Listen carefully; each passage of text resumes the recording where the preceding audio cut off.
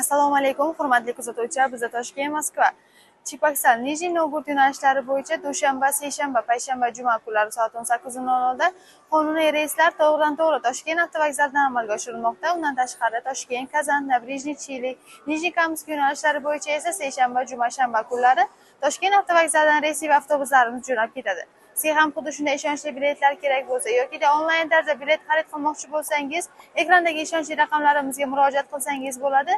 Telegram, Facebook, Instagram, YouTube kanallarimiz ham ishlab turibdi. Ularga yozsangiz ham siz o'z savollaringizga javob olsangiz bo'ladi.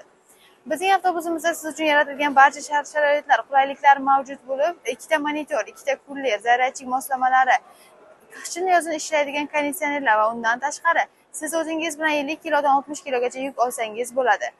Bizning xizmatlarimiz sizga yoqqan bo'lsa, ekrandagi raqamlarga murojaat qiling, biz bilan bog'laning. Keyingi efirlarda ko'rishguncha xayr, salomat bo'ling.